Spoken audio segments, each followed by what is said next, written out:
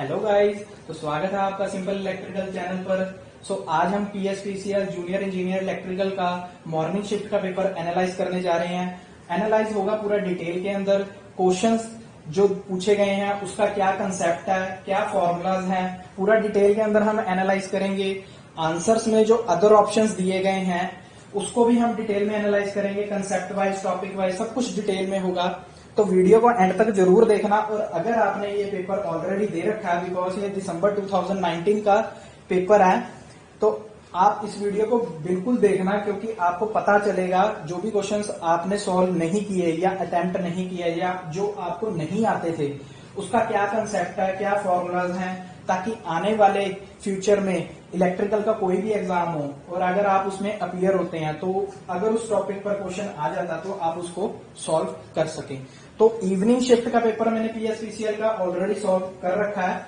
आपको इस वीडियो पे ऊपर आई का आइकन दिख रहा होगा, उस पर क्लिक करोगे तो उसका लिंक आपको मिल जाएगा। डिस्क्रिप्शन बॉक्स में भी इसका लिंक मैंने दे रखा है, तो जाकर वो वीडियो भी जरूर देखना। ऑलरेडी उस पर 1000 व्यूज हो चुके हैं, तो वो वीडियो भी जरूर देखना। बिकॉज दोनों जो पेपर थे, मॉर्निंग और इवनिंग शिफ्ट के पेपर बिल्कुल डिफरेंट थे, बिल्कुल क्वेश्चंस डिफरेंट थे। हालांकि सिर्फ एक या दो क्वेश्चंस रिपीट हुए हैं, एक डिजिटल इलेक्ट्रॉनिक्स का हुआ है, एक मेरे ख्याल मशीन्स का हुआ है, तो दो क्वेश्चन ही रिपीट हुए हैं, बाकी पूरा पेपर डिफरेंट है। तो जाकर उस वीडियो को भी जरूर देखो, बिकॉज इस पेपर के अंदर काफी कंप्यूटर्स के क्वेश्चंस पूछे जा चुके हैं जो कि अनएक्सपेक्टेड थे बच्चों के लिए, वो भी मैंने डीप में सॉल्व करा है। तो वीडियो को एंड तक जरूर देखना। और अगर आपको मेरा एफर्ट अच्छा लगे तो प्लीज वीडियो को लाइक करना और कमेंट जरूर करके बताना कि कैसी लगी वीडियो, और सब्सक्राइब जरूर करना चैनल को, ताकि आने वाले फ्यूचर में आपको न्यू वीडियो का नोटिफिकेशन मिल सके। तो चलिए जल्दी से स्टार्ट करते हैं हमारा पहला क्वेश्चन।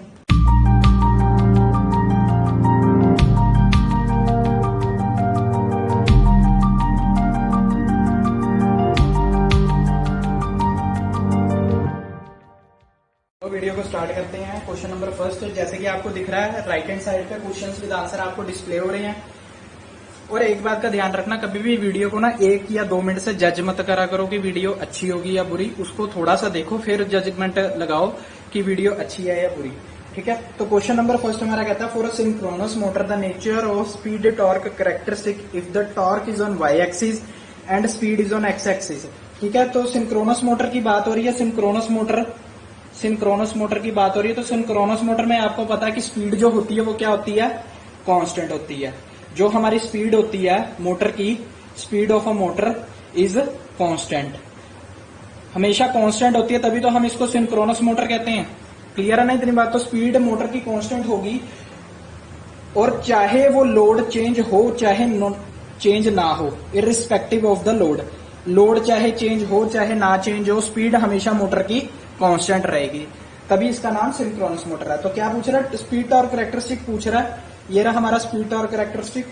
तो क्या कह रहा है कि टॉर्क वाई एक्सिस पर है, इसको हम वाई एक्सिस कहते हैं, टॉर्क वाई एक्सिस पर है, और स्पीड एक्स एक्सिस पर है। अब मैंने क्या बताया, स्पीड हमेशा कांस्टेंट रहेगी, ना तो बढ़ेगी ना तो घटेगी, इररिस्पेक्टिव ऑफ द लोड। तो स्पीड हमेशा कांस्टेंट है, तो ऐसे करके हमारी क्या हो जाएगी, स्पीड कांस्टेंट हो जाएगी।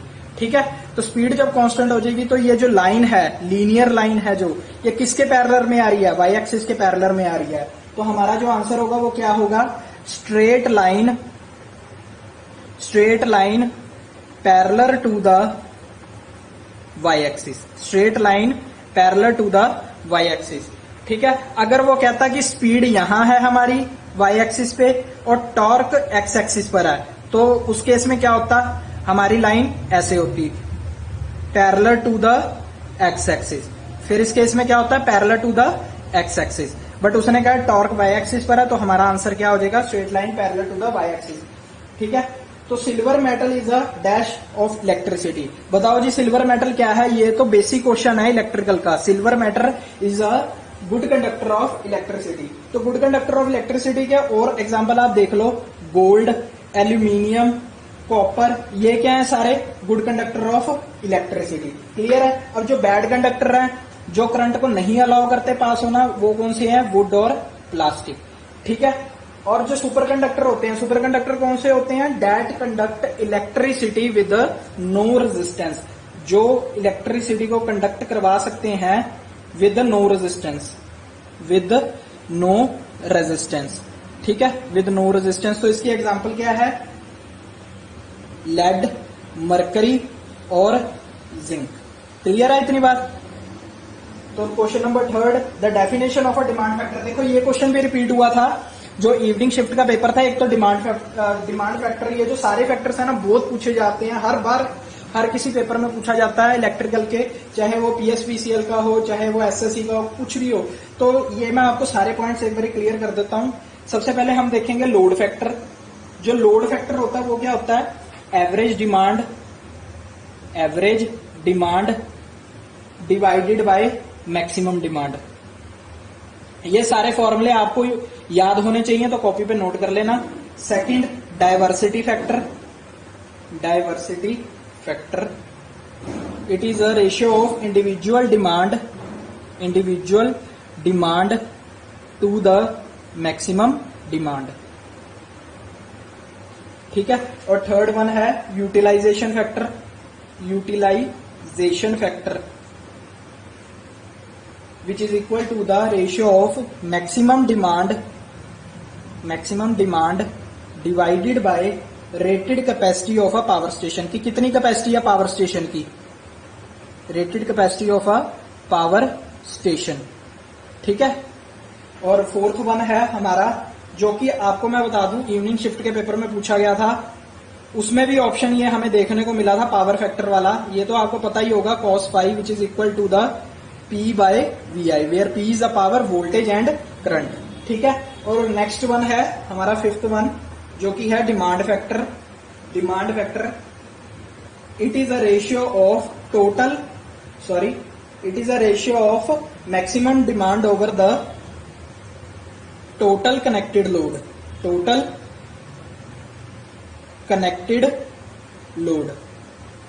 क्लियर है इतनी बात। तो ये सारे फॉर्मूले आपको याद होने चाहिए। तो नेक्स्ट क्वेश्चन है हमारा आंसर ये वाला है डिमांड फैक्टर, क्योंकि उसने डिमांड फैक्टर का पूछा है, ठीक है। तो नेक्स्ट क्वेश्चन है हमारा, the definition of a synchronous reactance is. देखो जो ये सिंक्रोनस रिएक्टेंस होती है ना, इसका मतलब इसके अंदर कितनी रिएक्टेंस ओवरऑल आती है। तो it is a synchronous reactance का फॉर्मूला क्या होता है, XA plus XL, where XA is a armature reactance and XL is a leakage reactance, ठीक है। और ये सिंक्रोनस रिएक्टेंस है। क्लियर है इतनी बात। अब मैं आपको एक चीज और बताने जा रहा हूं, ये तो जो ये सिंक्रोनस रिएक्टेंस होती है इसको स्टेडी स्टेट रिएक्टेंस भी कहते हैं, ठीक है, क्योंकि ये स्टेडी स्टेट पीरियड में होती है। ये कौन से पीरियड में होती है, जब मशीन हमारी जो होगी वो स्टेडी स्टेट पीरियड में होगी। मशीन जब हमारी स्टेडी स्टेट पीरियड में होगी उस टाइम जो रिएक्टेंस होगी हमारे पास क्या होगी, synchronous reactance. Steady state period कब होता है, जब मशीन अटेन कर लेती है, जो उसकी स्पीड होती है मशीन की स्पीड, वो सिंक्रोनस अटेन कर लेती है, मतलब सिंक्रोनस हो जाती है, ठीक है। तो सिंक्रोनस स्पीड क्या होती है, 120 f/p, which is depend upon the frequency divided by pole of the, कितने पोल्स की मोटर है हमारी, ठीक है। तो स्टेडी स्टेट के टाइम जो रिएक्टेंस हमें मिलती है वो आर्मेचर प्लस लीकेज रिएक्टेंस मिलती है। उसके बाद जो सब ट्रांजिएंट जब पीरियड होता है which is equal to 1 to 2 cycle के लिए जब पीरियड होता है, जब हम मोटर को स्टार्ट करते हैं उस टाइम पे जो पीरियड होता है हमारे पास वो कौन सा होता है, सब ट्रांजिएंट पीरियड, और ये कुछ ही टाइम के लिए होता है। उस टाइम जो रिएक्टेंस होती है उसको हम सब ट्रांजिएंट रिएक्टेंस को ऐसे लिखते हैं, which is equal to the leakage reactance plus damper reactance parallel with the field reactance parallel with the armature reactance. Clear है। मैं आपको इसका अभी बताता हूं डायग्राम कैसे बनेगी। डायग्राम भी चलो इसको मैं आपको साथ ही बता दे रहा हूं। जो डायग्राम बनेगी ये देखो, जो डायग्राम बनेगी ये हमारी होगी लीकेज रिएक्टेंस, ठीक है। अब ये तीनों चीजें मैंने पैरेलल में दिखाई हैं। ये जो हमारी होगी तीनों चीजें पैरेलल में, उसके बाद ऐसे करके ये होगी एक्स आर्मेचर, एक्स फील्ड और एक्स डैम्पर, ठीक है। तो ये तीनों रिएक्टेंस पैरेलल में होगी। ये इसकी डायग्राम होगी सब ट्रांजिएंट पीरियड की, ठीक है। क्लियर है। अब उसके बाद इसको मैं इरेज कर रहा हूं। अगर आपने नोट नहीं करा तो वीडियो को पॉज करके नोट कर लो। क्लियर है। और उसके बाद अब कौन सा आ गया, ट्रांजिएंट पीरियड। जब हमारा ट्रांजिएंट पीरियड आ जाता है उस केस में जो हमें रिएक्टेंस मिलती है उसे हम ट्रांजिएंट रिएक्टेंस कहते हैं। Which is equal to leakage reactance plus armature parallel with the field reactance. ठीक है, तो इसकी क्या होएगी डायग्राम, ये देखो Eg XA XF, ये होगी हमारी डायग्राम। क्लियर है इतनी बात। और सिंक्रोनस रिएक्टेंस में क्या होगी, सिंक्रोनस, ये ट्रांजिएंट पीरियड की रिएक्टेंस की डायग्राम है। सिंक्रोनस रिएक्टेंस में क्या होगी, फील्ड रिएक्टेंस को भी हम कंसीडर नहीं करते, सिर्फ लीकेज और आर्मेचर रिएक्टेंस होती है। ये होती है किसकी है, ये सिंक्रोनस, जब हमारा स्टेडी स्टेट पीरियड होता है, स्टेडी स्टेट पीरियड। क्लियर है, तो 3 पीरियड होते हैं, सब transient, transient and steady state. ठीक है, तो तीनों पीरियड की मैंने आपको रिएक्टेंस बता दी है। अगर बाई चांस नेक्स्ट पेपर में आपको सब ट्रांजिएंट रिएक्टेंस आ जाए तो आप बता सको। क्लियर है इतनी बात। तो क्वेश्चन नंबर, जल्दी से हम 5th देखते हैं। क्वेश्चन नंबर 5 हमारा क्या कहता है, in IP class A address the dash byte is reserved for the network ID. तो कितनी बाइट रिजर्व्ड है नेटवर्क आईडी के लिए। देखो ये आपको कंप्यूटर के क्वेश्चंस कोई नहीं डिटेल में बताएगा, क्योंकि मैं टीचर रह चुका हूं और मैंने पढ़ाया हुआ है बच्चों को, डिप्लोमे का भी सब्जेक्ट पढ़ाया हुआ है, बीटेक का भी सब्जेक्ट पढ़ाया हुआ है। क्यों, बीटेक में एफसीपीआईटी होता है, डिप्लोमे में सीपीए होता है, कंप्यूटर प्रोग्राम एप्लीकेशन, दोनों सब्जेक्ट मैंने पढ़ाए हुए हैं, तो मेरे को इसकी पूरी नॉलेज है। सो आईपी क्लास ए एड्रेस में देखो क्या है, आपको मैं बताता हूं। हम 3 तरह के क्लास पढ़ेंगे, क्लास ए, क्लास बी, जिसपे मोस्टली क्वेश्चंस पूछे जा चुके हैं, क्लास सी। 3 क्लासेस होती हैं। ठीक है, अब देखो जो टोटल नंबर ऑफ बिट्स होते हैं वो कितने बिट्स की क्लास होती है, 32 बिट्स की क्लास होती है। ठीक है, एक क्लास में टोटल 32 बिट्स होते हैं। कैसे होते हैं, 0 से लेकर 31 तक। ठीक है, 0 को इंक्लूड करोगे तो 32 बिट्स हो गए। क्लियर है। अब देखो, अब जो नेटवर्क आईडी के लिए कितने बिट रिजर्व्ड है, देखो उसने बाइट पूछा है, हमेशा ध्यान रखना, उसने क्या पूछा है, बाइट पूछा है। उसने क्या पूछा, बाइट पूछा, और हम किसकी बात कर रहे हैं, बिट्स की बात कर रहे हैं। इस बात का ध्यान रखना जो मैं पढ़ा रहा हूं। ठीक है, और एक बाइट में कितने बिट्स होते हैं, टोटल 8 बिट्स होते हैं।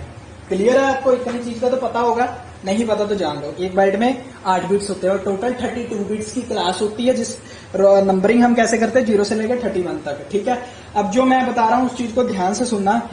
जो पहले 8 बिट होते हैं क्लास ए के, वो किसके लिए होते हैं, नेटवर्क आईडी के लिए। चलो मैं यहाँ आपको थोड़ा सा लिख देता हूं, ये मेरी रही नेटवर्क आईडी, और बाकी जो होगी वो किसकी होगी, होस्ट आईडी। क्लियर है, बाकी जो है होस्ट आईडी। 2 तरह की आईडीज होती है, network ID and host ID. ठीक है, तो जो क्लास ए में जो कितने बिट के नेटवर्क आईडीज होंगे, 8 बिट्स के नेटवर्क आईडी, जो पहले 8 बिट्स होंगे वो नेटवर्क आईडी के लिए रिजर्व होते हैं। बचे कितने, 24 बिट्स बचे। जो 24 बिट्स होंगे वो किसके लिए होंगे, होस्ट आईडी के लिए। क्लियर है इतनी बात। ठीक है, तो 8 बिट को हम क्या लिखेंगे, एक बाइट। ठीक है, मतलब पहला बाइट जो होगा, पहला बाइट, ये फर्स्ट 8 बिट की बात कर रहा हूं, तो फर्स्ट बाइट जो होगा वो नेटवर्क आईडी के लिए होगा। ठीक है, अब इसको कितने, ये कितने बाइट का हो गया, 3 बाइट का हो गया, 8 3 24। जो बाकी के 3 बचे बाइट वो किसके लिए हैं, होस्ट आईडी के लिए। क्लियर है इतनी बात, समझ आएगी बात। तो अगर वो पूछता है कि नेटवर्क आईडी के लिए कौन सा बाइट होता है, तो हमने देखो आंसर में क्या लिखा है, first byte is a network ID, और जो बाकी के बचे 3 बाइट वो किसके हैं, होस्ट आईडी के लिए। मतलब क्लास के अंदर 32 बिट्स की क्लास होती है और कितने, 4 बाइट की क्लास होती है, या तो 32 बिट्स क्लास कह लो या फिर 4 बाइट क्लास कह लो। अब जो क्लास बी के अंदर है, क्लास बी के अंदर जो पहले 16 बिट्स होते हैं वो नेटवर्क आईडी के लिए होते हैं, और बाद वाले 16 होस्ट आईडी के लिए होते हैं। तो 16 2 बाइट, मतलब पहले 2 बाइट नेटवर्क आईडी और बाकी के 2 byte host ID. Next one, जो 24 बिट्स होते हैं क्लास सी में, पहले 24 बिट्स वो नेटवर्क आईडी के लिए होते हैं, मतलब पहले 3 बाइट नेटवर्क आईडी के लिए, और बाकी के बचे 8 बिट्स, मतलब 1 बाइट वो होस्ट आईडी के लिए होता है। बताओ, आपको कोई बताएगा ये वीडियो में इतनी चीज कोई बताएगा, कोई नहीं बताएगा। तो अगर आपको मेरी वीडियो अच्छी लग रही है तो लाइक अभी के अभी ठोको लाइक, और सब्सक्राइब भी करो चैनल को, ठीक है ना। तो नेक्स्ट क्वेश्चन हम देखेंगे, question number 6। Question number 6, which of the following logic gate provide output as 0 when the both inputs are same. अच्छा, दोनों इनपुट सेम की बात कर रहा है। अब कुछ बच्चे क्या करेंगे, 0 0 लेकर चेक कर लेंगे, वो ये नहीं चेक करेंगे कि 1 1 भी लेकर चेक करना है। बहुत से बच्चे गलत आंसर इसके अंदर मार करके आएंगे। एक्स नॉर गेट, जिसका जो हमें फॉर्मूला होता है वो क्या होता है, एक्स नॉर का, ठीक है, which is equal to the A complement B complement plus A B. और जो हमारा जोर गेट का फॉर्मूला होगा वो क्या होगा, A B complement plus A complement B. Clear है। नोर गेट का फॉर्मूला क्या होगा, ए प्लस बी का कॉम्प्लीमेंट। और नैंड गेट का फॉर्मूला क्या होगा, ए डॉट बी का कॉम्प्लीमेंट। क्लियर है। अब 0 0 को लेके चेक करना है। देखो पहले हम 0 0 को लेके चेक करेंगे, क्योंकि उसने क्या किया, दोनों इनपुट हमेशा सेम होने चाहिए और आउटपुट में हमें क्या मिलना चाहिए, 0 मिलना चाहिए। ठीक है। अब जब दोनों इनपुट 0 0 हो गए तो इसका कॉम्प्लीमेंट होके हमें यहाँ क्या मिल जाएगा, 1 मिल जाएगा। तो आंसर में जब हमें 1 ही आ गया तो दूसरा चेक करने की तो जरूरत नहीं, क्योंकि 1 को किसी चीज में भी ऐड करोगे आंसर हमारा क्या आएगा, 1 ही आएगा। पर हमें आउटपुट पे तो 0 चाहिए। ठीक है। अब इसके अंदर हम इसको 1 1 लेकर चेक करने की जरूरत ही नहीं है, क्योंकि हमने दोनों तो चेक करने थे। तो ये क्या हो गया, हमारा क्रॉस हो गया। ठीक है। देखो मतलब इजिली कैसे सॉल्व करना है, ये चीज देखो, A B complement plus A complement B. अब देखो इसके अंदर हमने अगर 0 0 लिया, 0 1, क्योंकि 0 का कॉम्प्लीमेंट 1 हो जाएगा ना, 0 1। अब किसी भी चीज को 0 0 से मल्टीप्लाई करोगे तो 0 आएगा, 0 प्लस इसका भी 0, तो ओवरऑल 0 मिल रहा है। क्लियर है। अगर हम इसको 1 1 लेकर करते हैं, 1 और ये 1 का कॉम्प्लीमेंट होकर 0 प्लस 0 1। ठीक है। ऐसे करके हमें 0 को मल्टीप्लाई करा 1 से, तो 0 प्लस 0। तो हमें देख लो दोनों जब हम टेस्ट कर रहे हैं तो हमें आउटपुट पे 0 मिल रहा है, तो सीधा टिक कर दिया आंसर हमारा जोर गेट। क्लियर है इतनी बात। कुछ डायग्राम बनाने की जरूरत नहीं, सीधा फॉर्मूला लिखो, सीधा फॉर्मूला लिखो। ठीक है। बाकी के ऑप्शंस मेरे को चेक कराने की जरूरत तो नहीं है। 0 प्लस 1, 0 प्लस 1, 1 का कॉम्प्लीमेंट क्या हो जाएगा, 0। अगर 0 प्लस 0 होता, सॉरी 0 प्लस 0 क्या होगा, 0, 0 का कॉम्प्लीमेंट 1। अगर 1 प्लस 1 होता तो 1, 1 का कॉम्प्लीमेंट 0। एक बारी 1 आ रहा है, एक बारी 0 आ रहा है, पर हमें आउटपुट पे क्या चाहिए, 0। जब दोनों इनपुट सेम हो तो 0 चाहिए। ऐसे ही इसके साथ है। ठीक है। तो नेक्स्ट क्वेश्चन हम जल्दी से देखते हैं। Question number 7, in a 3 phase induction motor if the air gap is increased then, अच्छा एयर गैप का क्वेश्चन है। अगर इंडक्शन मोटर में 3 फेज की अगर एयर गैप को हम इंक्रीज करेंगे तो क्या होगा। सबसे पहले आपको पता होना चाहिए, अगर हम एयर गैप को इंक्रीज करते हैं तो हमारी क्या होती है, रिलक्टेंस इंक्रीज होती है। क्या होती है, रिलक्टेंस इंक्रीज होती है। इतना आपको पता है, सबको पता होगा। अगर एयर गैप को इंक्रीज करते हैं तो रिलक्टेंस हमारी इंक्रीज होती है। और फ्लक्स का फॉर्मूला क्या होता है, flux is equal to the MMF by reluctance, MMF by reluctance. Clear है। ये रिलक्टेंस इंक्रीज होगी तो फ्लक्स डिक्रीज होगी ऑटोमेटिकली। बात को समझ गए ना। एमएमएफ का फ्लक्स का फॉर्मूला क्या होता है, एमएमएफ बाय रिलक्टेंस। और एमएमएफ का फॉर्मूला होता है number of turns into current, यही फॉर्मूला होता है एमएमएफ का। ठीक है ना। तो रिलक्टेंस इंक्रीज होगी तो फ्लक्स डिक्रीज होगी ऑटोमेटिकली है। अब हमने क्या करना होता है, फ्लक्स को तो डिक्रीज करने नहीं देना होता, फ्लक्स कांस्टेंट रहनी चाहिए। किसी भी मोटर के अंदर फ्लक्स कांस्टेंट रहेगी तभी तो हमारा प्रिंसिपल वर्क करेगा ना। समझ गए ना इतनी बात को। फ्लक्स कांस्टेंट रखने के लिए हमें क्या करना पड़ेगा, एमएमएफ को डिक्रीज करना पड़ेगा। क्या करना पड़ेगा, एमएमएफ को डिक्रीज करना पड़ेगा, तभी जो हमारी क्या होगी, फ्लक्स कांस्टेंट रहेगी। एक मिनट, एमएमएफ को डिक्रीज में, चलो ये छोड़ो। आप रिलक्टेंस इंक्रीज होगी तो फ्लक्स डिक्रीज होगी। ठीक है। हमें फ्लक्स को क्या करना है, मेंटेन करके रखना है। तो मेंटेन करने के लिए हमें ज्यादा से ज्यादा एमएमएफ की रिक्वायर्ड है, ज्यादा से ज्यादा एमएमएफ हमें रिक्वायर चाहिए। More MMF is required, sorry MMF को डिक्रीज नहीं, एमएमएफ को इंक्रीज करना पड़ेगा। मोर एमएमएफ रिक्वायर्ड, क्योंकि ये डिक्रीज होगा। इसको मेंटेन करने के लिए हमें इसके जो प्रोपोर्शनली है उसको इंक्रीज करना पड़ेगा, तभी तो ये इंक्रीज करके मेंटेन हो जाएगा ना। क्लियर है। तो मोर एमएमएफ चाहिए। और मोर एमएमएफ का के लिए हमें क्या, हमारा फॉर्मूला क्या होता है, एनआई। और नंबर ऑफ टर्न्स तो फिक्स होते हैं मोटर के अंदर, हम टर्न्स तो नहीं बार बार इंक्रीज करेंगे डिक्रीज करेंगे, हो ही नहीं सकता, पॉसिबल ही नहीं है। तो क्या इंक्रीज करें हम, करंट को इंक्रीज करना पड़ता है। और एमएमएफ किसकी वजह से पैदा होता है, मैग्नेटाइजिंग करंट की वजह से पैदा होता है। मैग्नेटाइजिंग करंट की वजह से पैदा होता है, विच इज आईएम, पढ़ा होगा आपने। मैग्नेटाइजिंग करंट की वजह से पैदा होता है। अब मैग्नेटाइजिंग करंट को अगर इंक्रीज करना है तो उससे क्या होगा, अगर हम मैग्नेटाइजिंग करंट को इंक्रीज करेंगे ना तो उससे जो हमारा पावर फैक्टर होगा ना वो डिक्रीज हो जाएगा। जो हमारा पावर फैक्टर होगा वो डिक्रीज हो जाएगा, क्योंकि एमएमएफ इंक्रीज करने से जो हमारा नेचर हो जाएगा वो लैगिंग इन नेचर होगा, क्योंकि जो करंट होगा हमारा लैगिंग करंट होगा, और लैगिंग करंट होने के कारण जो हमारा पावर फैक्टर होगा वो और डिक्रीज होगा।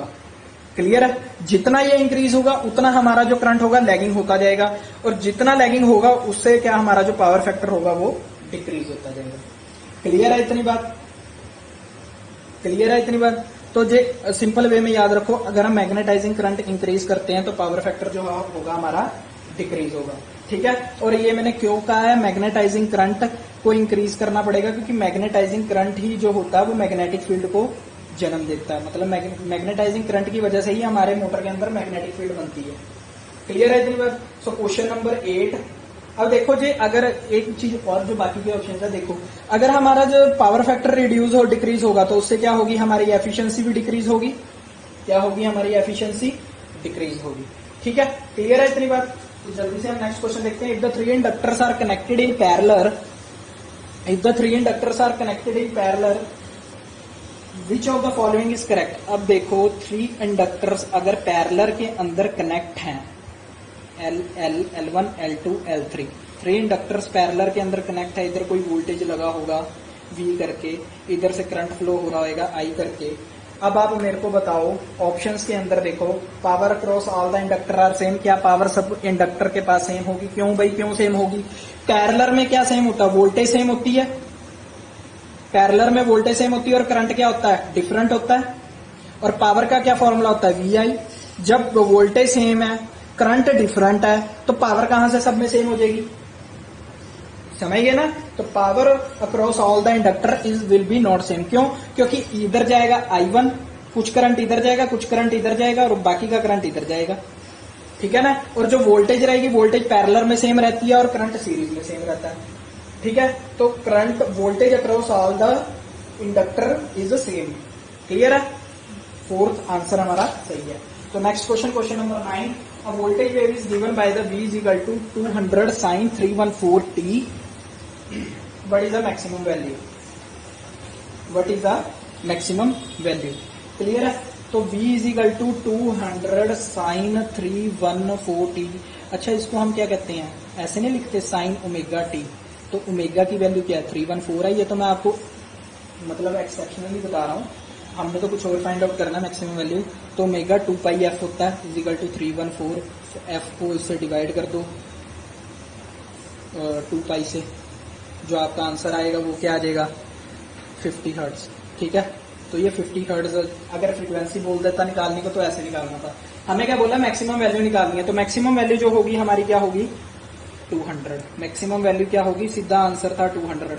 अगर वो पूछता आरएमएस वैल्यू, तो आरएमएस वैल्यू क्या होती है? 200 डिवाइडेड बाय √2। क्लियर है? क्लियर है इतनी बात?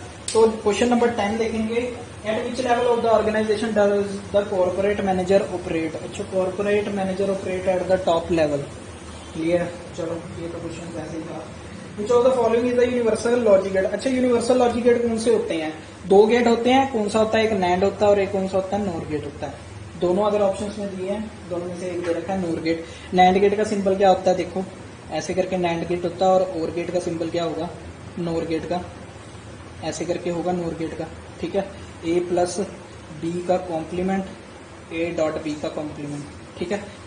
तो NOR gate is our answer. ये भी रिपीटेड क्वेश्चन है, इवनिंग शिफ्ट में आया हुआ है। Light energy radiated per second from the luminous body is known as. देखो, ये जो लाइट एनर्जी के क्वेश्चन है ना, ये मेरे ख्याल से न्यू सब्जेक्ट इंट्रोड्यूस हुआ है डिप्लोमा में, एनर्जी कंजर्वेशन का। एनर्जी कंजर्वेशन का उसमें से ये आया है। तो अब जो ये आंसर है, इसके मैं आपको सारे फॉर्मूले से लाइन वाइज पढ़ा रहा हूँ। सबसे पहले आपको देखना है इल्यूमिनेशन। इल्यूमिनेशन, इसका फॉर्मूला क्या होता है? ये भी बहुत क्वेश्चन पूछा जा चुका है। मतलब आप कभी यूपीएससी के पेपर देखोगे ना, तो उसके अंदर ये ऐसे क्वेश्चन पूछे जा सकते हैं। मेरे को लग रहा है उसी में से ये पेपर लेकर सेट किया होगा कुछ। ल्यूमिनस इंटेंसिटी, ल्यूमिनस इंटेंसिटी, ठीक है, multiply by cos theta divided by distance का होल स्क्वायर। ठीक है? ल्यूमिनस इंटेंसिटी, ल्यूमिनस इंटेंसिटी किसको कहते हैं हम? ल्यूमिनस इंटेंसिटी की यूनिट क्या है? इसकी यूनिट क्या है? कैंडेला। जो आपको ऑप्शन में दे रखी है ऑलरेडी। तो आपको कैंडेला जो है वो किसकी यूनिट है, ल्यूमिनस इंटेंसिटी की। ठीक है, ये हो गया इल्यूमिनेशन का फॉर्मूला। उसके बाद जो हमें पूछा गया, इल्यूमिनेशन की यूनिट क्या बन जाएगी, लक्स। क्या बन जाएगी यूनिट, लक्स। ठीक है, उसके बाद जो what is a unit of power, candela is a unit of luminous intensity.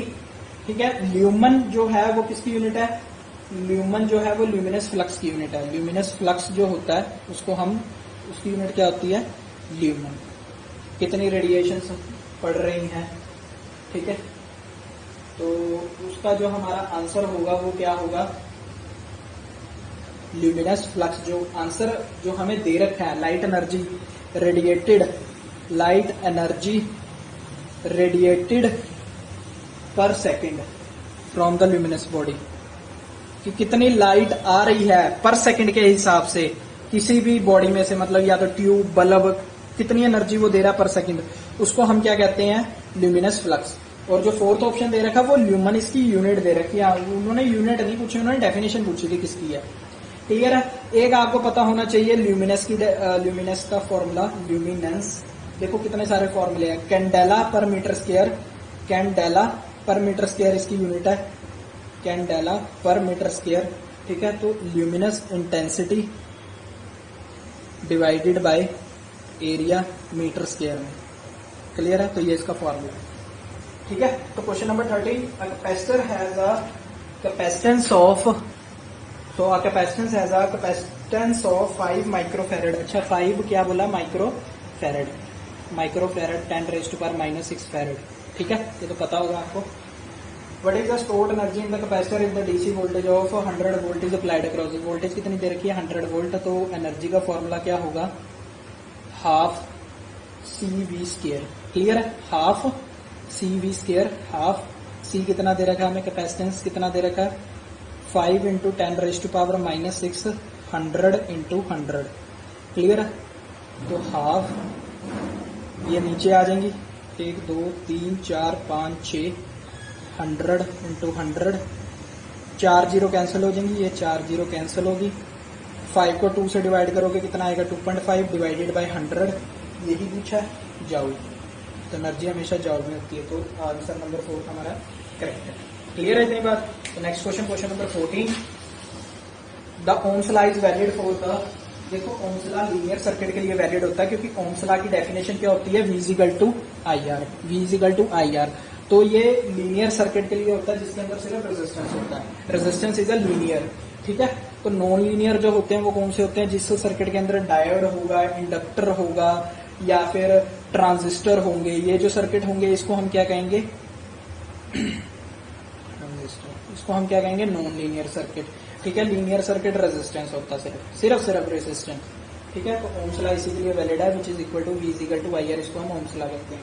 ठीक है, तो flat compounded characteristic of DC compound generator is obtained by connecting, देखो फ्लैट कंपाउंड जो जनरेटर होता है वो कैसे ऑब्टेन होता है, क्या करें हम जो कि फ्लैट कैरेक्टरिस्टिक हमें ऑब्टेन हो जाए। देखो सबसे पहले मैं आपको सारे कैरेक्टरिस्टिक बता दे रहा हूँ इसके, flat compound, over compound, under compound. ठीक है, जो ये कैरेक्टरिस्टिक हमारा इधर होता है हमारा लोड करंट, कई फिगर में आपको आर्मेचर करंट भी मिलेगा यहाँ पर एक्स एक्सिस पे, तो दोनों सेम ही होते हैं, लोड करंट और आर्मेचर करंट, कंफ्यूज मत होना, दोनों में से कोई भी लिख देना।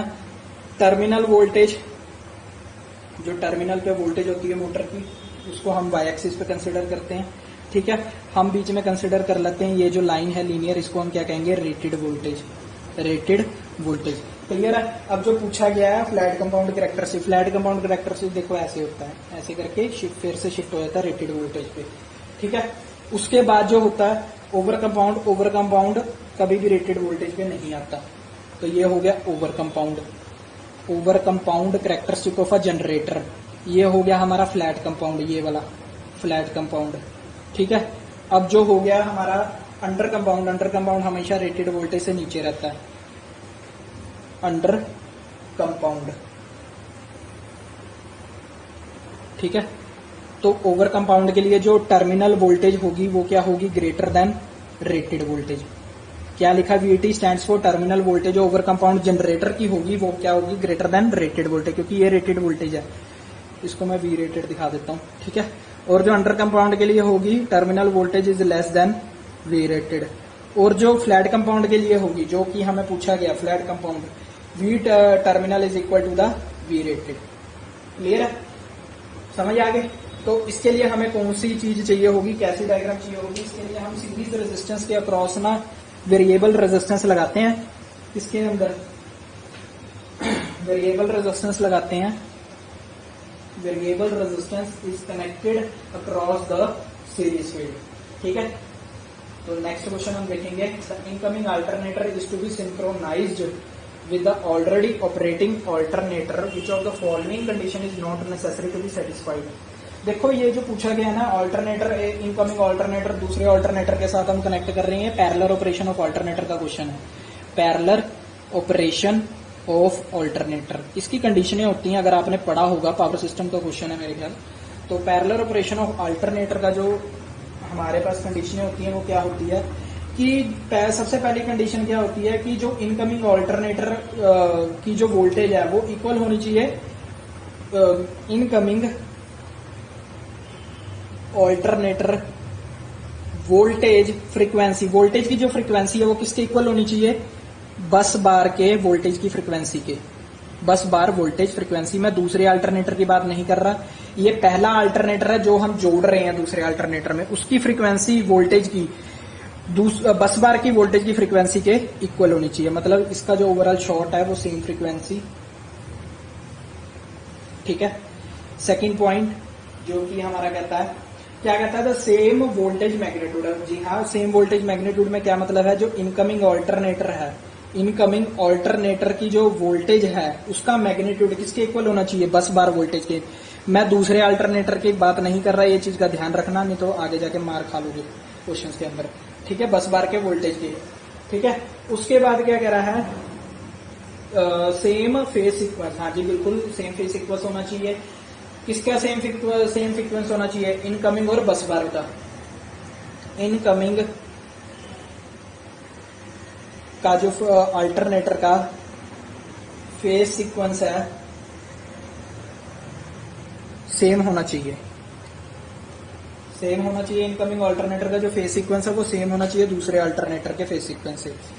Second alternator phase sequence. ठीक है, नेक्स्ट फेस एंगल ऑफ अ, ये आपको अलग से बता रहा हूँ, इसी का ही पार्ट है ये वैसे। Phase angle of a two alternator is same, इसी का ही है, इसको दूसरे तरीके से कह लो चाहे सेम। ठीक है, तो जब फेस एंगल सेम होगा तो हमारा जो फेस डिफरेंस होगा दोनों के बीच में, phase difference is equal to 0। आगे क्वेश्चन में पूछा गया इसलिए मैंने बताया। ठीक है, तो ये चार कंडीशन सेटिस्फाइड हो रही है। कौन सी कंडीशन नहीं सेटिस्फाइड हो रही, सेम प्राइम मूवर स्पीड, उसने नॉट सेटिस्फाइड पूछा है। तो सेम प्राइम मूवर स्पीड होनी चाहिए, जी नहीं बिल्कुल नहीं होनी चाहिए। क्यों होनी चाहिए सेम प्राइम मूवर स्पीड, तो ये हमारा आंसर है। ठीक है, which of the question number 17, which of the following equivalent to the Boolean expression x plus X Y. देखो x plus X Y digital electronics का क्वेश्चन है, x कॉमन लिया 1 प्लस वाई। अब 1 को किसी चीज में भी जोड़ो वो 1 ही देगी, 1 प्लस वाई 1 ही देगी, कुछ भी देगी 1 ही देगी। तो x multiply by 1 equal to x, तो x हमारा आंसर है। क्लियर है। The coefficient, next question number 18, the coefficient of the coupling is a factor when two coils. अच्छा, ये कपलिंग ऑफ अ कॉइल्स का क्वेश्चन है कि कॉइल्स की कपलिंग कैसे की जाती है। उसके अंदर एक फैक्टर होता है coefficient of a coupling factor, जिसको हम K से डिनोट करते हैं, और it is equal to the ratio of mutual inductance divided by under root of two inductance. ठीक है, म्यूचुअल वेल की मैं बात बताता हूँ। जैसे सपोज कर लो ये मेरा कोर है, कुछ भी मान लो, आयरन मैग्नेटिक मटेरियल है, उसके अंदर मैंने 2 कॉइल्स ऐसे करके बाइंड आउट कर रखी हैं। 2 कॉइल, जिसका इंडक्टेंस इसका 1 है, इसका 2 है, इधर से करंट फ्लो हो रहा है। ठीक है, ऐसे करके यार, तो इसके अक्रॉस जो करंट फ्लो हो रहा है वो क्या इसके अंदर डेवलप करेगा, फ्लक्स इंड्यूस करेगा। फ्लक्स जो होगी वो इस डायरेक्शन में होगी। अगर आपने ट्रांसफॉर्मर पढ़ रखा होगा तो कर्ल फिंगर रूट से जो फ्लक्स होगी वो ऊपर को फ्लो करेगी, और जो फ्लक्स होगी इसके साथ जाके क्या हो जाएगी, लिंक हो जाएगी। जो लिंक होती है उसके अक्रॉस जो इंडक्टेंस बनता है वो उसको हम क्या कहते हैं, म्यूचुअल इंडक्टेंस, जिसको हम एम से डिनोट करते हैं। ठीक है, जब हमारी फ्लक्स जाएगी, एक ही फ्लक्स जाके दूसरे के अंदर लिंक हो जाए और उसके अंदर भी फ्लक्स इंड्यूस हो जाए, जिसकी वजह से उसके अंदर करंट फ्लो होना शुरू हो जाए, उसे हम क्या कहते हैं, coupling of a coil. Clear है इतनी बात। जब भी एक कॉइल में हम करंट फ्लो करते हैं और इसका जरूरी इसके लिए क्या होना चाहिए कपलिंग कॉइल के लिए कि जो हमारी कॉइल है वो मैग्नेटिक मटेरियल के अंदर प्लेस होनी चाहिए। जो ये है हमारा क्या है, मैग्नेटिक मटेरियल है, मैग्नेटिक मटेरियल है। ट्रांसफार्मर का आपने कोड देखा होगा, वो मैग्नेटिक मटेरियल होता है। तो ये मैग्नेटिक मटेरियल है, तो इसके लिए हमें क्या चाहिए, जब हम करंट फ्लो करेंगे इसके अंदर फ्लक्स इंड्यूस होगी, फ्लक्स जो फ्लो करेगी वो दूसरी कॉइल के साथ जाके लिंक होगी, जिसकी वजह से जो इंडक्टेंस बनेगा उसे हम म्यूचुअल इंडक्टेंस कहते हैं। तो जब दूसरी कॉइल के अंदर जाके लिंक ऑफ अ कॉइल, तो which is equal to the mutual inductance divided by under root of L1 cross L2। ठीक है, इसका मैं आपको एक और चीज बता देता हूँ, तीन पॉइंट है, वीडियो को पॉज करके अगर आपने नोट करना कर सकते हो तो फॉर्मूला इसका, इसके आपको मैं पॉइंट बता रहा हूं। देखो पहला पॉइंट, अगर k की वैल्यू 0 से 1 के अंदर लाई करे तो कॉइल को क्या माना जाता है, कॉइल को क्या माना जाएगा। अगर k की वैल्यू 0 से k के अंदर लाई करती है तो उसको क्या माना जाता है, परफेक्टली कपल्ड है। नहीं सॉरी, k से 0 से ज्यादा और k 1 से लेस टाइटली कपल्ड है, टाइटली कपल्ड है। ठीक है, दूसरी, अगर k की वैल्यू इक्वल टू 1 हो जाए उसको अंदर हम क्या कहते हैं, परफेक्टली कपल्ड है। जो कॉइल है हमारी परफेक्टली कपल्ड है। अगर k की वैल्यू लेस देन हो जाए 0 से लेस हो जाए तो उसको हम क्या कहते हैं, 0 या 0.5 से लेस हो जाए उसको हम क्या कहेंगे, जो कॉइल है हमारी लूजली कपल्ड है। क्या है हमारी, लूजली कपल्ड है। ये 0.5 कर लो, 0.5 से 1, तो ये tightly coupled, k is equal to 1 perfectly coupled, k less than 1 loosely coupled. ठीक है, क्लियर है। क्वेश्चन नंबर 19, सिंबल जो दे रखा है आपको, ये कौन सा सिंबल है, चलो जी बताओ। इसका मैं आपको तरीका बताऊंगा आइडेंटिफाई करने का, कितना आसान तरीका है, ताकि कभी नहीं भूलोगे आपको पेपर में। तो अब मैं आपको सारे सिंबल्स बताने जा रहा हूं। ये कौन से सोर्स होते हैं, डिपेंडेंट सोर्स होते हैं। सबसे पहले आप इस चीज का ध्यान रखो, कौन से सोर्स हैं, ये डिपेंडेंट सोर्स हैं। क्लियर है इतनी बात, डिपेंडेंट सोर्स हैं।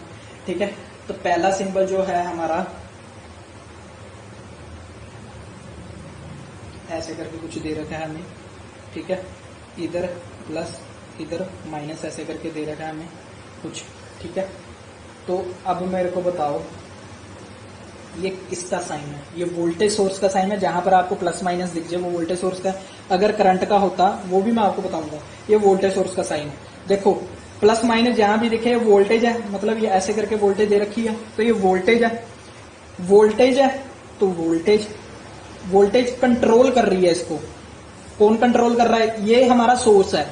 इसको कंट्रोल कौन कर रहा है, वोल्टेज। तो वोल्टेज कंट्रोल,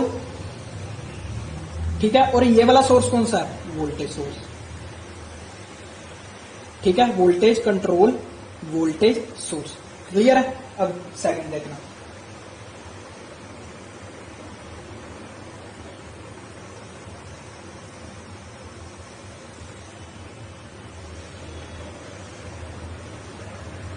ऐसे करके दे रखा है, करंट फ्लो हो रहा है, सीधा लिख दो करंट कंट्रोल्ड।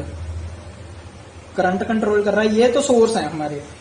कंट्रोल कौन कर रहा है, इसको वोल्टेज कर रहा था, इसको करंट कर रहा था। Current controlled. Clear, current control. Source कौन सा, करंट। करंट सोर्स है। पहचान क्या है, साइन है। इसका साइन इसका साइन, प्लस माइनस वोल्टेज का होता है। क्लियर है। तो ये करंट सोर्स है, ये वोल्टेज सोर्स है। कंट्रोल कौन करेगा, ऐसे करके आपको दिया होगा। क्लियर है इतनी बात। दो हो गए, थर्ड पे चले। मैं इसको इरेज कर रहा हूं, पॉज करके वीडियो को नोट कर लेना। ठीक है, तो नेक्स्ट देखते हैं हम। इसी में मैं एडिशन कर रहा हूं।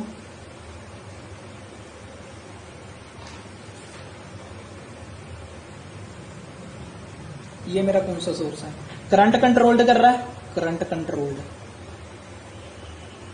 कौन सा सोर्स है, वोल्टेज सोर्स।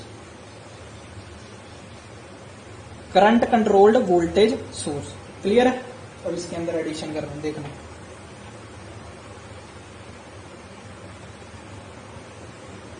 सोर्स कौन सा है, वोल्टेज कंट्रोल्ड। कौन कंट्रोल कर रहा है, वोल्टेज कंट्रोल कर रहा है। और सोर्स कौन सा है, करंट सोर्स। देखो ऑप्शन में आपको दे रखा है देखो करंट सोर्स दे रखा है, साथ में उसके प्लस माइनस दे रखा है, दिख रहा है प्लस माइनस। प्लस माइनस किसका होता है? वोल्टेज का। तो voltage controlled current source. Clear है इतनी बात? तो कितने आसान मैंने समझाया। विच of the following is the example of sequential circuit. Next question, question number 20। Sequential circuit की क्या एग्जांपल है? तो एक चीज का आपको ध्यान रखना है कि दो सर्किट होते हैं, एक तो होता है सिक्वेंशियल सर्किट, एक होता है कॉम्बिनेशनल सर्किट। वीडियो जरूर लेंथी है बट आपके कंसेप्ट क्लियर हो रहे हैं साथ ही साथ। अगर आप कॉम्पिटिटिव एग्जाम्स में अपीयर होना चाहते हैं और आपको है कि मैं उसे क्रैक करना, तो please previous year question paper को जरूर देखा करिए, बिकॉज आने वाले टाइम में उसी में से टॉपिक्स को कंसिडर करके उसी टॉपिक्स में से घुमा फिरा के क्वेश्चन आते हैं। कई बार तो रिपीटेड क्वेश्चन आते हैं। प्रीवियस ईयर हमेशा सॉल्व करिए। सिक्वेंशियल सर्किट और क्या होता है कॉम्बिनेशनल सर्किट, ठीक है। तो इसकी जो है, इसमें क्या होता है, देखो आउटपुट जो होती है इसकी डिपेंड होती है present as well as past पे, present as well as past input पे। और जो इसके अंदर होती है output depend upon the present input only, upon the present input only, ठीक है। इसके पास मेमोरी एलिमेंट होता है, have a memory element, have memory लिख लो। इसके पास मेमोरी होती है, इसके पास मेमोरी नहीं होती है, मेमोरी नहीं होती है। तो मेमोरी है तो इसके अंदर एग्जांपल क्या आ जाएगी? Flip flop, flip flop example है। मैंने डिजिटल इलेक्ट्रॉनिक्स पे कई वीडियोस बनाई है, जाके चेक कर सकते हो। फ्लिप फ्लॉप काउंटर सब बनाई हुई है। मैंने 4 बिट का भी काउंटर को सॉल्व किया है और 16 बिट के काउंटर को भी सॉल्व किया है, जाके वो देख सकते हो आप वीडियो को, ठीक है। तो फ्लिप फ्लॉप काउंटर, और इसकी जो एग्जांपल होगी वो क्या होगी? Full adder. इसमें रजिस्टर भी है, सॉरी, जो कि आपको क्वेश्चन में दे रखा है रजिस्टर, फुल एडर। जो बाकी बचे हुए हैं मल्टीप्लेक्सर, डी मल्टीप्लेक्सर, ये सारे किसके हैं? इसके हैं कॉम्बिनेशनल सर्किट के। D multiplexer, multiplexer, decoder, encoder, decoder, multiplexer, D multiplexer, decoder, encoder, ये सारे किसके? कॉम्बिनेशनल सर्किट के हैं, ठीक है। तो हाउ मेनी इनपुट लाइन्स आ रहे थे? Full adder. देखो फुल एडर पे मैंने पूरा डिटेल के अंदर वीडियो बना रखा है, डिजिटल इलेक्ट्रॉनिक्स प्लेलिस्ट है, जाकर चेक कर लो वीडियो को। बहुत अच्छे तरीके से मैंने समझाया फुल एडर। फुल एडर जो होता है हमारे, उसके अंदर 3 इनपुट लाइन्स होती हैं, 2 इनपुट लाइन्स ए बी, जिसको हम कोई भी इनपुट दे सकते हैं, और जो तीसरी होती है वो फिक्स होती है, जो कि होती है कैरी इन। 2 आउटपुट लाइन्स होती है, एक होती है सम और एक होता है कैरी आउट। ये फुल एडर है, ठीक है। Full adder. हाफ एडर में क्या होता है? 2 इनपुट लाइंस होती है, ए और बी, और आउटपुट क्या होती है? सम और कैरी। पूरा डिटेल के अंदर समझा रखा है कि क्यों जरूरत है इसकी, क्यों यूज कर रहे हैं हम इसको, रट्टा नहीं मारना है। आजकल की लाइफ में किस लिए यूज कर रहे हैं, क्या वजह है यूज करने की, तो जाकर वीडियो को चेक करिए। Question number 22। The capacitor in the circuit opposes a sudden change. अच्छा, जो कैपेसिटर होता है वो किसको सडन चेंज को अपोज करता है? वोल्टेज को। वोल्टेज के सडन चेंज को अपोज करने के लिए कैपेसिटर, और करंट के सडन चेंज को अपोज करने के लिए हम किसका यूज करते हैं? इंडक्टर। देखो कितने सिंपल क्वेश्चन थे, क्लियर है। तो question number 23। Which device is used to measure the phase difference between the grid voltage and voltage generated by the synchronous alternator. देखो इसके अंदर मैं आपको सिंपल वे में बताऊं, अगर आपको नहीं भी नॉलेज थी ना सिंक्रोनोस्कोप की, बिल्कुल भी नॉलेज नहीं थी, तब भी आप इसको मार्क करके आ सकते थे। कैसे? आपको वोल्टमीटर पता है, ऑप्शन में वोल्टमीटर दिया, किसके लिए यूज होता है? वोल्टेज मेजर करने के लिए। वॉटमीटर किसके लिए यूज होता है? पावर मेजर करने के लिए। और पावर फैक्टर मीटर किसके लिए होता है? पावर फैक्टर को मेजर करने के लिए। तो फेस डिफरेंस जो होता है, एंगल, जो फेस एंगल होता है, उसको मेजर करने के लिए बचा कौन सा? तीनों तो मेजर कर नहीं सकते, बचा हुआ ऑप्शन क्या होगा हमारा आंसर? बाकी 3 की तो नॉलेज थी ना आपको। सिंक्रोनोस्कोप इज अ डिवाइस, ठीक है। तो ये जो सिंक्रोनस अल्टरनेटर की बात कर रहा है, सिंक्रोनोस्कोप किस लिए यूज करते हैं? क्योंकि ये जो बात कर रहा है अल्टरनेटर की बात कर रहा है,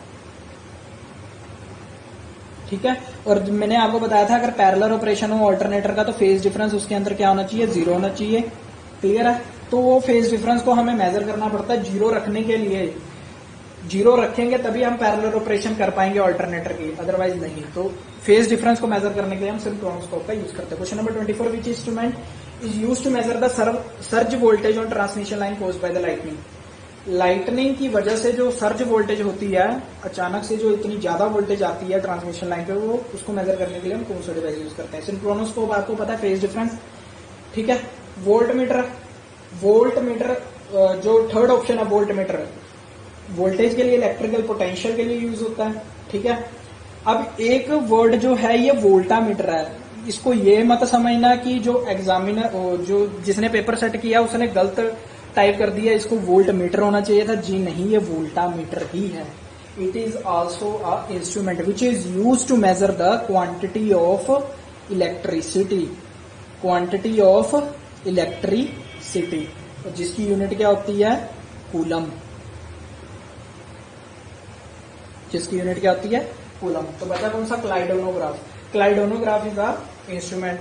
सर्ज वोल्टेज राइज जब होती है ट्रांसमिशन लाइन पे लाइटनिंग की वजह से, उसको मेजर करता है। ये फोटोग्राफिक फिल्म का यूज कर, ये ना एक पैटर्न का यूज करता है। अगर फ्यूचर में आ जाए, कौन सा पैटर्न का यूज करता है ये, लिचटनबर्ग पैटर्न। लिचटनबर्ग फिगर जो है पैटर्न का नाम है। और ये किसके ऊपर बनता है, फोटोग्राफिक फिल्म के ऊपर बनता है, फोटोग्राफिक फिल्म के ऊपर ये बनता है पैटर्न। क्लियर है इतनी बात। Question number 15, the instrument used to determine the RMS value of AC voltage of high magnitude 11 kilo volt of any wave shape is a. देखो इसमें भी बच्चों ने बहुत गलतियां करी हैं, मेरे को पता है, क्योंकि बच्चों ने सीधा जाकर मूविंग आयरन इंस्ट्रूमेंट कर दिया होगा, क्योंकि moving iron, ammeter, voltmeter, ये सारे इंस्ट्रूमेंट होते हैं।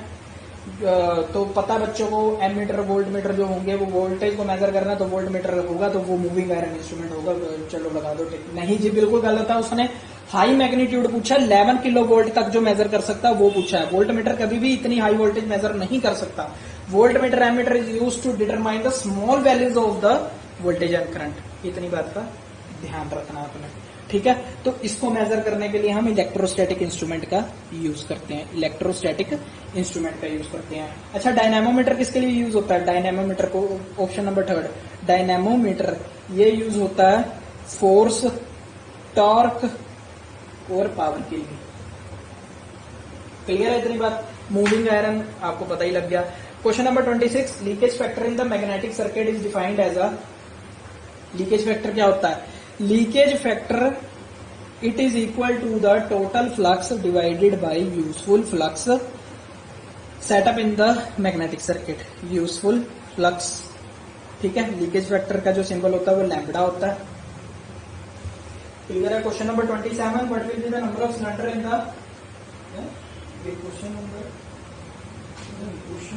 28, हाँ 27 मैंने नहीं लिया, मेरे को बिकॉज वो गलत लग रहा था क्वेश्चन, मेरे को उसका करेक्ट आंसर नहीं मिला, इसलिए मैंने क्वेश्चन नंबर 27 नहीं कंसिडर किया। Question number 28, in a forward generation regeneration mode of a 3 phase induction motor the value of a slip is. तो वैल्यू ऑफ अ स्लिप पूछ रहा है किसके अंदर, इंडक्शन मोटर के अंदर, रीजनरेशन मोड के अंदर, ठीक है। तो इसका आपको पता होगा torque slip characteristic, simple way में टॉर्क स्लिप कैरेक्टरिस्टिक पूछ रहा है ये। तो टॉर्क स्लिप कैरेक्टरिस्टिक जो होता है हमारा,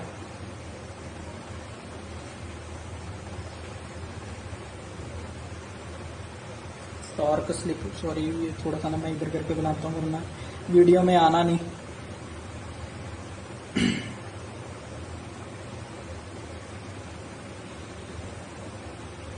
ठीक है, ऐसे करके टॉर्क स्लिप कैरेक्टरिस्टिक है, ठीक है। ये जो है हमारी, ये किसकी लाइन है, एस इक्वल टू 1, जब हमारी स्लिप क्या होगी, 0, सॉरी कंफ्यूज हो जाता हूँ, 0, एस इक्वल टू 0, ठीक है। और जो ये हमारी लाइन है ये वाली, एस इक्वल टू 1 है, जब स्लिप 1 होगी तब हमारी जो टॉर्क होगी, टॉर्क जो स्पीड का होगा वो ऐसा होगा। देखो जो ये एक्स एक्सिस है, ये एक्स एक्सिस पर स्पीड भी होती है और स्लिप भी होती है, दोनों चीजें होती हैं। स्लिप भी दिखा रही है या स्पीड भी दिखा रही है। और वाई एक्सिस किसको दिखा रही है, टॉर्क को। टॉर्क स्लिप कैरेक्टरिस्टिक क्या है, ठीक है, इंडक्शन मोटर का, ठीक है। तो जो ये इसको मैं ऊपर लिख देता हूं, S equal to 0, S equal to 1, ठीक है। अब उसके बाद जो ये रीजन होता है, इसको रीजन को हम क्या कहेंगे, generating region, generating region, clear है। और इसको हम क्या कह सकते हैं, regenerated braking region, braking region, clear है। और ये वाली जो स्लिप होगी वो क्या होगी, स्लिप इज लेस देन 0, क्योंकि इधर को बढ़ रही है इधर को घट रही है। तो स्लिप लेस देन 0 जब होगी तब हमें कौन सा मोड मिलेगा, रीजनरेटिव ब्रेकिंग रीजन या फिर जनरेटिंग रीजन, क्लियर है। और इसके अंदर हमें क्या मिलेगा, ये रीजन कौन सा होता है, motoring region, motoring region, clear है। तो ये जो वैल्यू होगी वो कैसे होगी कि S1 से स्मॉलर है और 0 से बड़ा है। क्लियर है? S1 से स्मॉलर है और 0 से बड़ा है। और जो ये रीजन होता है, ये रीजन कौन सी होती है? Breaking region. ब्रेकिंग रीजन, ठीक है। इसकी वैल्यू क्या है? S greater than 1। तो हमें क्या पूछा है? Forward regeneration mode. Regeneration mode ये होता है। रीजनरेशन मोड में स्लिप जो चाहिए हमें क्या चाहिए? S less than 0। Less than 0 means S क्या होगा फिर? लेस देन 0 में नेगेटिव ही होगा, ठीक है। क्लियर है? 1 watt is equal to, question number 29, 1 watt is equal to the, देखो वैसे तो ना ये क्वेश्चन मैकेनिकल एनर्जी वालों को पूछना चाहिए था, जिनके मैकेनिकल डिग्री हो, क्योंकि वैसे तो ये मैकेनिकल एनर्जी के क्वेश्चन है। चलो छोड़ो। 1 वॉट जो होती है हमारी इलेक्ट्रिकल एनर्जी में, it is equal to the क्या? 1 वॉट जो होती है हमारी इलेक्ट्रिकल एनर्जी में, आपको पता 1 वॉट किसकी यूनिट है? पावर की यूनिट है, which is equal to the VI, volt ampere. Volt ampere, ठीक है। तो ये होता है हमारा इलेक्ट्रिकल के लिए। अगर हम मैकेनिकल की बात करें तो 1 watt is equal to the 1 newton metre per second, ठीक है। 1 watt is equal to the 1 newton metre per second, और 1 watt is equal to the 1 joule per second. Joule per second, sorry ये erase कर देना, पता नहीं ये सही भी है नहीं, मेरे ख्याल से मेरे को ध्यान नहीं आ रहा। 1 किलोग्राम मीटर स्क्वायर पर सेकेंड का क्यूब, वैसे सही है 1 newton metre per second, 1 newton metre per second 1 what, ठीक है। हाँ सही है, 1 न्यूटन मीटर पर सेकेंड। तो ये भी यूनिट है, ये भी यूनिट है। 2 यूनिट होती हैं, किसकी हैं? ये मैकेनिकल एनर्जी वालों के लिए, जिनकी ब्रांच मैकेनिकल है उनके लिए, उनको ये दोनों चीजें पता होगी। हमारी तो इलेक्ट्रिकल की, हमें तो यही पता है, मजाक कर रहा हूँ। तो question number 30, when the all the elements in the circuit carry the same current, it is called the, अच्छा जब करंट सीरीज में आपको पता सेम होता है, तो जब ऑल एलिमेंट्स अगर सीरीज में कनेक्टेड है और उनमें करंट सेम जा रहा है तो वो ऑटोमेटिकली क्या होगा? सीरीज सर्किट होगा। Question number 31, which of the following method is not used for the DC drive. अच्छा डीसी ड्राइव किसे कहते हैं? DC drive is a DC motor speed control system है ये, इसको हम DC motor speed control system कहते हैं। डीसी मोटर की स्पीड कैसे कंट्रोल की जाती है, तो इसके डीसी कैसे की जाएगी? सबसे पहला मेथड क्या है? Flux control method. Flux control method, ठीक है। दूसरा क्या है? Armature current control. Armature control method है वैसे तो ये, इसके अंदर दोनों आ जाते हैं, आर्मेचर वोल्टेज और आर्मेचर करंट, ठीक है। ये आर्मेचर करंट में क्या होती है? स्पीड डायरेक्टली प्रोपोर्शनल होती है आर्मेचर करंट के, और इसके अंदर भी स्पीड डायरेक्टली प्रोपोर्शनल होती है वोल्टेज के। तो 2 मेथड आ जाते हैं। उसके बाद आ जाता है फील्ड करंट मेथड, ठीक है, जिसके अंदर हम रियोस्टेट कनेक्ट करते हैं series with the field winding. वो एक्चुअली ये फ्लक्स कंट्रोल मेथड ही है, आपको समझाने के लिए मैंने जस्ट सेपरेट लिख दिया, ठीक है। ये इसको ही कहते हैं, ठीक है। तो कौन सा मेथड नहीं है? Thermal current. जो थर्मल कंट्रोल मेथड है वो नहीं मेथड होता स्पीड कंट्रोल करने के लिए किसी भी मोटर को, मोटर डीसी मोटर की। तो question number 32, single phase two ground fault is a, single phase two ground कौन सा फॉल्ट होता है? एलजी फॉल्ट होता है। कौन सा फॉल्ट है ये? सिमेट्रिकल या अनसिमेट्रिकल? बताओ जल्दी से बता दो। अनसिमेट्रिकल फॉल्ट है, अनसिमेट्रिकल फॉल्ट, ठीक है। अनसिमेट्रिकल फॉल्ट कौन से होते हैं? एलजी, एलएलजी, ठीक है। और सिमेट्रिकल कौन से फॉल्ट होते हैं? ट्रिपल एल और ट्रिपल एल जी। ये कौन से फॉल्ट हैं? Symmetrical fault. क्लियर है इतनी बात? Question number 33, in a source transformation of a circuit voltage source is transformed in the current source. देखो हमने डिपेंडेंट सोर्स पढ़ा, डिपेंडेंट सोर्स, अगर हम सोर्स को ट्रांसफॉर्म करते हैं वोल्टेज को करंट में करेंगे और करंट को वोल्टेज में करेंगे, 2 चीजों में कर सकते हैं ट्रांसफॉर्मेशन सर्किट में, ठीक है।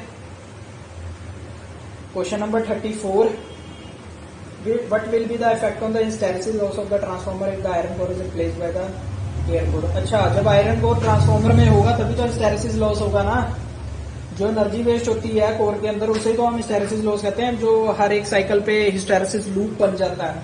तो जब वो आयरन कोर ही एयर कोर से हटा दिया तो मैग्नेटिक सर्किट बनेगा ही नहीं, तो हिस्टैरिसीस लॉस कहां से आएगा? तो हिस्टैरिसीस लॉस क्या हो जाएगा? ओवरऑल 0 हो जाएगा। क्लियर है? Question number 35, cable impregnation means application of a dash compound on the paper used in the cables. So जो केबल इम्प्रेगनेशन होती है वो पेपर इंसुलेटेड, जो पेपर होता है वो क्वाइल पेपर केबल होती है, वो इंसुलेटेड होती है क्वाइल, यार क्या बोल रहा हूं मैं, जो पेपर होता है,